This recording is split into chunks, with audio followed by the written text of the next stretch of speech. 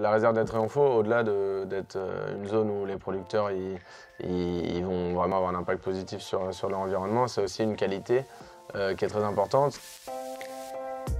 El Trionfo, du coup, c'est une réserve naturelle qui est située dans le sud du Mexique, dans l'état du Chiapas, pas loin de la frontière avec le Guatemala.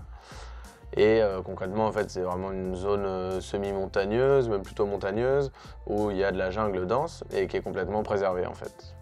Et autour de cette réserve se positionnent des producteurs de café qui vont livrer à des coopératives à qui Malongo achète du café. Donc c'est des coopératives de café fair trade biologique, donc tout le café de l'arabica d'altitude cultivé sous des arbres d'ombrage, en agroforesterie du coup. Cette implantation, elle est plutôt historique, je dirais, parce que c'est une zone où on ne pouvait pas faire grand-chose d'autre que du café. Mais ce qui fait qu'elle est maintenue, c'est vraiment qu'il y a eu cette organisation en coopérative et le commerce équitable qui permet à ces producteurs de vivre de cette culture-là et de ne pas avoir besoin de chercher autre chose. Cette collaboration, elle a commencé il y a plus de 10 ans.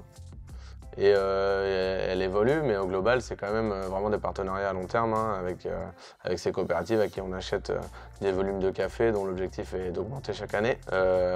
Et voilà, c'est vraiment des partenariats à long terme. Bah moi, chaque année, du coup, même plutôt 2 fois par an, je vais voir les coopératives qui sont situées là-bas.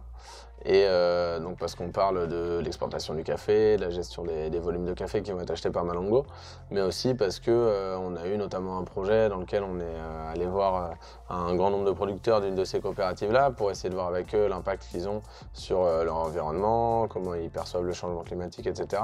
La réserve del Trionfo, au-delà d'être une zone où les producteurs ils vont vraiment avoir un impact positif sur leur environnement, c'est aussi une qualité qui est très importante. C'est plus ou moins les meilleurs cafés qu'on achète au Mexique parce que c'est vraiment des zones d'altitude dans lesquelles il y a des variétés de café de très haute qualité qui ont été conservées. Et c'est une façon de travailler qui respecte vraiment la qualité du produit au final. Donc il y a vraiment un terroir spécifique à cette zone-là. Et c'est pour ça aussi que ça peut être valorisé dans des boîtes dans lesquelles le café est vendu vraiment avec cette pure origine El Trionfo du Mexique.